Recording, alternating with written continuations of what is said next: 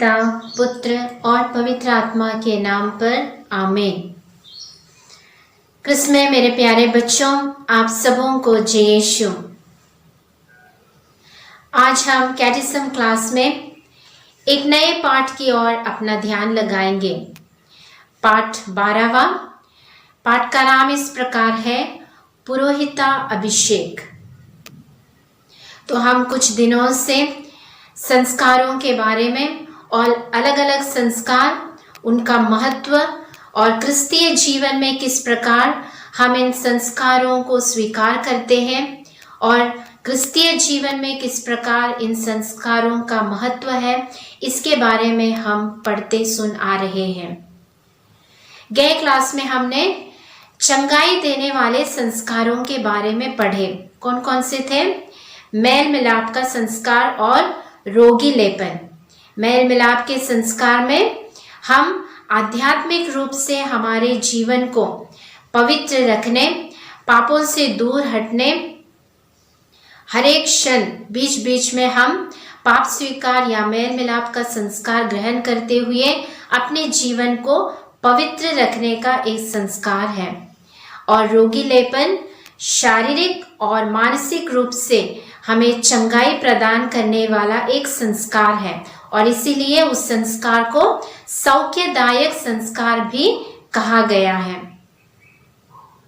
आज हम पुरोहिता अभिषेक, जो 7 संस्कारों का 6वां संस्कार है, इस संस्कार के बारे में हम कुछ सुनेंगे, पढ़ेंगे। इसका महत्व कैथोलिक कलीसिया में क्या है, इसके बारे में हम देखें। कौन कौन से पुरोहिताई संस्कार में कितने तरह के हैं और ये किससे जुड़े हुए हैं, इसके बारे में हम सुनेंगे। अगर आप लोगों को कैटेकिज्म क्लास का टेक्स्ट हाथ में है तो जब आप उस पाठ को खोलेंगे, वहाँ पे एक बहुत बड़ा चित्र दिया हुआ है जहाँ पे ईसा मसीह नदी के किनारे खड़े रहकर 2 शिष्य लोगों को अपने हाथ फैलाते हुए उन्हें बुलाते हैं। उन्हें वे शिष्य कौन कौन हैं? सिमेयोन, जो पेत्रुस कहलाते हैं, और उनके भाई अंद्रेयस। ये दोनों को यीशु, वे नदी के किनारे क्यों हैं? वहाँ मच्छी पकड़ने गए हुए हैं क्योंकि वे मछुए थे। और ईसा उनको देखकर उनसे कहते हैं, मेरे पीछे चले आओ, मैं तुम्हें मनुष्यों के मछुए बनाऊंगा। और यह सुनते ही पेट्रुस और अंद्रियुस अपना नाव और अपना जाल वहीं के वहीं छोड़ते हुए यीशु के पीछे हो लिए। सिर्फ जाल और नाव उन लोगों ने छोड़ा क्या? नहीं, इसके साथ साथ अपने परिवार के सभी सदस्यों को छोड़ते हुए वे यीशु के पीछे, यीशु के बुलाहट की ओर आगे बढ़े। यह एक ऐसी सुंदर दृश्य है जहां ईसा उन्हें स्वर्गराज की सेवा के लिए शिष्यों को बुलाते हैं, जिसकी स्थापना वे करने वाले हैं। तो इस प्रकार स्वर्गराज की यह सेवा कार्य ईसा ने आज विशेष रूप से किनके द्वारा, किनको सौंपा है? पुरोहितों को सौंपा है। तो पुरोहिताई अभिषेक संस्कार के जरिए युगांत तक यह दौत्य कलीसिया में निभाया जाता है। हम किस प्रकार पुराने ग्रंथ में पुरोहिताई के बारे में सुनते हैं और किस प्रकार पुरोहित, ये पुरोहित का अर्थ क्या है। और 2 तरह के पुरोहिताई हैं, सामान्य पुरोहिताई और शुश्रूषस पुरोहिताई। और किस प्रकार पुरोहित लोग प्रेरित लोगों के सह सेवक हैं और किस प्रकार पुरोहित पवित्र आत्मा की कृपा से पुरोहिताई कार्य आगे बढ़ाते हैं, इसके बारे में हम कुछ सुनेंगे। पुरोहिताई पुराने विधान में, तो पुराने विधान में ईश्वर ने इस्राएल को पुरोहित गण तथा पवित्र जन के रूप में चुन लिया था और उनका मेन दौत्य क्या था? इस्राएल के लेवी वंश को आराधना कार्य हेतु उन्हें विशेष रूप से नियुक्त किया गया था। यानी इस्राएल जनता को ईश्वर पुरोहित गण में नियुक्त किए और उसमें से एक वंश है लेवी वंश। इस लेवी वंश को आराधना कार्य करने के लिए परमेश्वर ने इस लेवी वंश को चुना था। और इस्राएल का ड्यूटी क्या था? इस्राएल के प्रति इन जो पुरोहित बनाए गए हैं ईश्वर द्वारा, उनका ड्यूटी क्या था? पुरोहिताई के प्रति भेंट तथा बलि चढ़ाने के लिए वे नियुक्त किए गए थे। तो पुराने विधान में हम देखते हैं किस प्रकार भेंट और बलि चढ़ाया जाता है, किंतु पुराने विधान की बलियां तथा पौरोहित नए विधान की उस बलि तथा पौरोहित्य के प्रतिरूप मात्र थी जो ईसा में ही पूरा हुआ। यानी वह जो बलि और भेंट चढ़ाया जाता था पुराने विधान में, वह पूरा नहीं है। वह पूरा कब होता है? नए विधान में ईसा मसीह द्वारा वह पूरा होता है। जिस प्रकार हम इब्रानियों के पत्र में सुनते हैं, पापों के लिए एक ही बलिदान चढ़ाने के बाद वह सदा के लिए ईश्वर के दाहिनी ओर विराजमान हो गए हैं। किसके बारे में कहा गया है? ईसा मसीह। वे जिन लोगों को पवित्र करते हैं, उन्होंने उनको एक ही बलिदान द्वारा सदा के लिए पूर्णता तक पहुंचा दिए हैं। तो इस प्रकार पुराने विधान में सिर्फ भेंट और बलियां चढ़ाए जाते थे, लेकिन नए विधान में यह भेंट और यह बलियां पूर्ण होता है सिर्फ ईसा मसीह में, जिन्होंने एक ही बार के लिए पूरी दुनिया के लिए यह बलिदान अर्पित किया, चढ़ाया। हमें पता है, उत्पत्ति ग्रंथ में हम पढ़ सुनते हैं, इब्राहिम अपने पुत्र इसहाक को लेकर बलि चढ़ाने के लिए मोरिया पहाड़ पर जाते समय, वहां जाने के बाद बलि के लिए सब तैयार करते समय इसहाक इब्राहिम के बेटा पूछते हैं कि पापा, बलि के लिए मेमना कहाँ है? प्यारे बच्चों, उस प्रश्न का उत्तर हमें नए विधान में ईसा मसीह में पूरा होता है। बलि के लिए मेमना स्वयं ईसा मसीह है। पुरोहित, पुरोहित यानी उसका अर्थ क्या है? पुरोहित शब्द का अर्थ है सामने रखा हुआ व्यक्ति। यानी पुरोहित वह व्यक्ति है जिसे ईश्वर मनुष्यों के सामने रखता है तथा कलीसिया ईश्वर के सामने रखते हैं, वह व्यक्ति है पुरोहित। तो ईश्वर तथा मनुष्यों के बीच एकमात्र मध्यस्थ है ईसा मसीह। यह संत पौल पहले पत्र, तिमोथी के पहले पत्र में इस प्रकार कहते हैं कि ईश्वर तथा मनुष्यों के बीच का एकमात्र मध्यस्थ है ईसा मसीह। ईसा मसीह शाश्वत पुरोहित है और उनके इस पुरोहिताई में हम सब भागीदार होते हैं और इस प्रकार वह ईश्वर तथा मनुष्यों के बीच का मध्यस्थ है पुरोहित। इसीलिए पुरोहित का स्थान परमेश्वर के सामने और इस दुनिया के सामने बहुत ही श्रेष्ठ है, क्योंकि वह ईश्वर और मानवता के बीच रहकर परमेश्वर की ओर मध्यस्थ स्थान लेते हैं। संत जॉन मेरी वियानी इस प्रकार कहते हैं कि अगर कोई किसी कास्ट को या किसी रिलीजन को नष्ट करना चाहते हैं, तो वे सबसे पहले क्या करते हैं? उसके मुख्य व्यक्ति जो है उस व्यक्ति को नष्ट करने को देखते हैं। जब वे उस मुख्य व्यक्ति को नष्ट करेंगे, उन्हें डिस्ट्रॉय करेंगे, तब वहां कोई बलि चढ़ाई नहीं जाएगी और जहां बलि नहीं चढ़ाया जाएगा वहां वह रिलीजन का अस्तित्व नहीं रहेगा। तो प्यारे बच्चों, इसका मतलब यह है कि हमारे क्रिस्तीय विश्वास के, हमारे इस क्रिश्चियन रिलीजन में मुख्य व्यक्ति कौन है? ईसा मसीह। तो ईसा मसीह को दिए गए आदर ही आज जब कलीसिया पुरोहित को अपने स्थान पर रखते हैं, हम सबका ड्यूटी है कि हम पुरोहितों को आदर करें, उन्हें सम्मान करें। उनका जो स्थान है, पुरोहित का जो स्थान है ईसा मसीह स्वयं, उस स्थान को हम मान दें। इसलिए हम कहते हैं respect and give love to the priest. और जब कभी हम पुरोहितों को देखते हैं, हम क्या बोलते हैं? यीशु।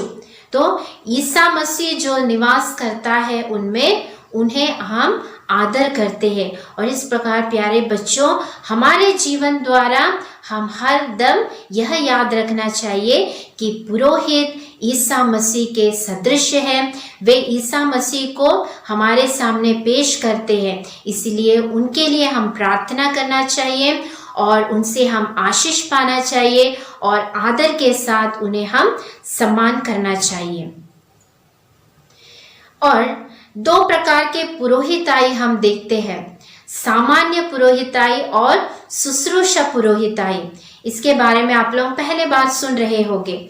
सामान्य पुरोहिताई यानी हम सब बपतिस्मा, क्रिस्त में विश्वास करने वाले, जो कोई बपतिस्मा या ज्ञान स्नान संस्कार स्वीकार करते हैं, हम सभी ईसा मसीह में विश्वास करते हैं।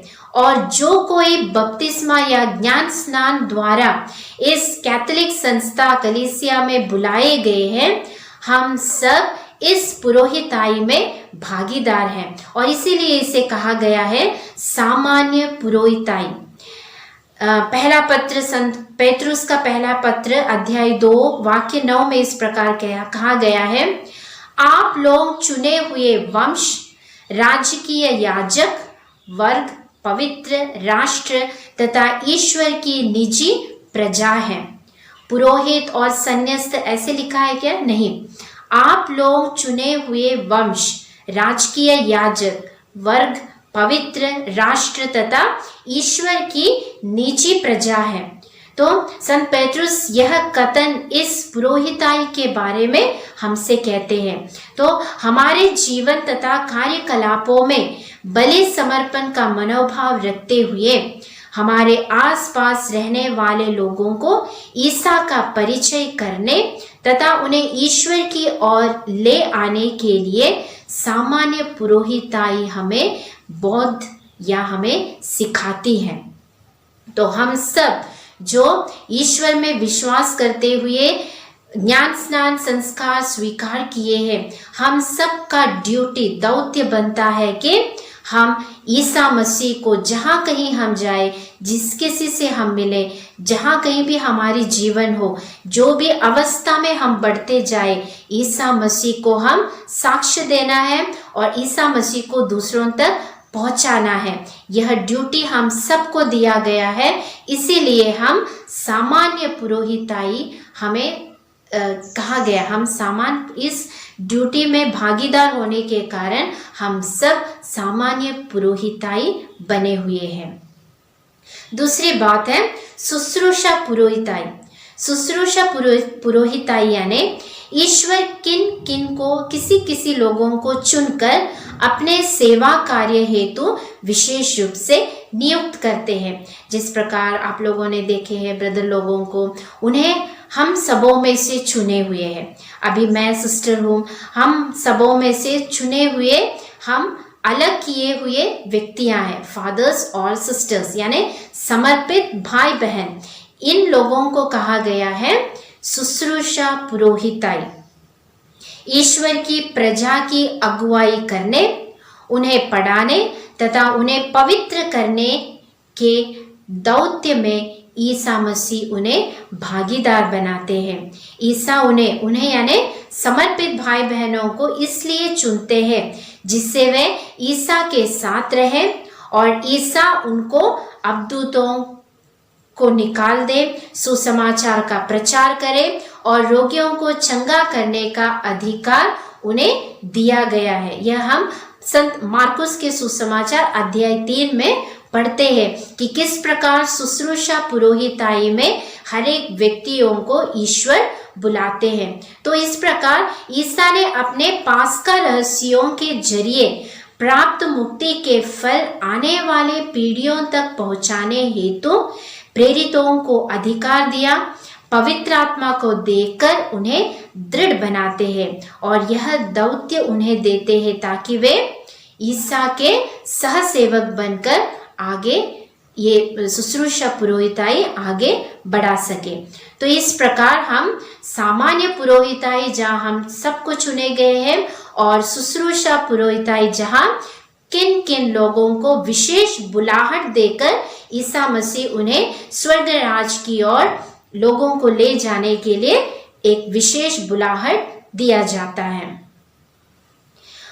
और पुरोहित प्रेरितों के सहसेवक है। प्रेरितों ने जहां जहां हम प्रेरित चरित्र में पढ़ सुनते हैं कि प्रेरितों ने जहां जहां सुसमाचार की घोषणा की थी वहां वे सहसेवकों के रूप में पुरोहितों को नियुक्त किए थे। तो प्रेरितों ने ही यह कार्य शुरू कर रखे थे कि उन्होंने जहां जहां वे गए, जिन किन्हीं के ऊपर वे हाथ रखकर प्रार्थना किए और उन लोगों को चुनकर उन्होंने पुरोहिताई का कार्य नियुक्त किया। संत पेत्रुस अपने सहसेवकों से कहते हैं, पहला पत्र संत पेत्रुस के पहले पत्र में हम पढ़ सुनते हैं, आप लोगों को ईश्वर का जो झुंड सौंपा गया है उससे देखभाल करें। प्रेरितगण अपने सहसेवकों को हस्तारोपण द्वारा ही नियुक्त करते हैं। तो प्रेरित संत पौलुस तिमोथी से कहते हैं, मैं तुमसे अनुरोध करता हूं कि तुम ईश्वरीय वरदान की वह ज्वाला प्रज्वलित बनाए रखो जो मेरे हाथों के आरोप से तुम्हें विद्यमान है। यानी हस्तारोपण के द्वारा पवित्र आत्मा की कृपाओं देते हुए प्रेरित लोगों ने पुरोहितों को चुनकर इस कार्य को जारी रखने के लिए आह्वान देते हैं। तो हमें पता है कि प्रेरित के उत्तराधिकार धर्माधीश है, यानी प्रेरितों के बाद धर्माधीश आते हैं और धर्माधीशों के यानी बिशप्स के हस्तारोपण के द्वारा पुरोहिताई को अभिषेक किया जाता है। आप लोगों ने पुरोहिताई के अभिषेक में भाग लिया है क्या, मुझे पता नहीं, लेकिन जिन्होंने भाग लिया है आप लोगों ने देखा है कि बिशप स्वामी रहते हैं उस कार्य को निभाने और बिशप स्वामी के हस्तारोपण प्रार्थना द्वारा एक डीकन को पुरोहिताई के एक बहुत बड़े कार्य उन्हें सौंपा जाता है। मैं गए महीने में आंध्र प्रदेश में मैंने जब एक पुरोहिताई अभिषेक वहाँ पे 5 पुरोहितों को, कपुचन फादर्स थे, 5 डीकन्स को पुरोहित बनाए गए थे। करीबन 60 फादर लोग थे और एक बिशप जी थे और यह 60 फादर लोग और बिशप जी के सानिध्य में इन 5 डीकन्स को पुरोहिताई अभिषेक दिया गया था। बहुत ही सुंदर, मनोहर और बहुत ही हार्ट टचिंग, हृदय स्पर्श एक मिसा बलिदान था वह। और मैंने देखा कि जैसे जिस प्रकार मैंने कहा कि बिशप धर्माधीश उस डीकन लोगों के सर पर हाथ रखते हुए उस हस्तारोपण प्रार्थना द्वारा पवित्र आत्मा की कृपा उन्हें भरने में प्रार्थना करते हुए उन्हें पुरोहित का एक पद दिया जाता है। और उसके बाद मैंने देखा कि वहाँ जितने भी पुरोहित लोग थे सभी ने, उन 60 पुरोहित लोग सभी ने इन 5 डीकन के सर पर हाथ रखते हुए प्रार्थना की। क्यों? क्योंकि उन्हें दिए हुए जो अनॉइंटिंग है, जो अभिषेक है, वह पुरोहित लोगों या डीकन लोगों को देते हुए यह कार्य कलीसिया इन डीकन लोगों को सौंपते हैं और इस प्रकार वे ईश्वर के पुरोहित होकर इस दुनिया में ईसा के कार्य को जारी रखते हैं। बहुत ही सुंदर था वह अनुभव। तो पुरोहिताई अभिषेक में सबसे महत्वपूर्ण समय तब है जब बिशप इन डीकन के हाथ पर सर पर हाथ रखते हुए यानी हस्तारोपण की प्रार्थना करते हुए उन्हें पुरोहिताई अभिषेक दिया जाता है। तो आदि कलीसिया में उपयाजकों को भी हस्तारोपण द्वारा ही नियुक्त किए गए हैं। हम पुराने ग्रंथ में पढ़ते समय भी देखते हैं कि किस प्रकार पुरोहितों को चुना गया है, नबियों ने किस प्रकार हस्तारोपण के द्वारा उन्हें ईश्वर की योजना के अनुसार चुने गए थे। साथ ही साथ प्रेरितों का उत्तराधिकार एवं पवित्र आत्मा की कृपा से पुरोहितों को भर दिया जाता है। जिस प्रकार मैंने कहा कि इस पुरोहिताई अभिषेक में 2 प्रकार की प्रार्थनाएं हैं हस्तारोपण प्रार्थना में। पहले हस्तारोपण प्रार्थना में इस प्रकार धर्माधीश उनके लिए प्रार्थना करते हैं, हे प्रभु, पुरोहिताई अभिषेक के हस्तारोपण द्वारा हमें प्राप्त प्रेरिताई परंपरा के अनुसार तेरी कलीसिया में चुने हुए पुरोहित बनने के लिए इस दास को तेरे सम्मुख मैं समर्पित करता हूँ। पवित्र आत्मा की कृपा इस पर उतरे और तेरे एकलौते की करुणा तथा अनुग्रह से इसे सौंपे गए पुरोहिताई का सेवा कार्य निभाने के लिए यह दास परिपूर्ण हो जाए। यानी पवित्र आत्मा की कृपा इस डीकन पर, इस दास पर धर्माधीश प्रार्थना करते हुए ईश्वर की कृपा को मांगते हैं और इस प्रकार पवित्र आत्मा उन्हें ईश्वरीय कार्य में कलीसिया में एक बनाते हैं। और दूसरी बार जब हम हस्तारोपण की दूसरी प्रार्थना की ओर मुड़ते हैं तब पुरोहितों को जिम्मेदारी की याद दिलाई जाती है तथा उनको निभाने की कृपा के लिए धर्माधीश उनके लिए प्रार्थना करते हैं।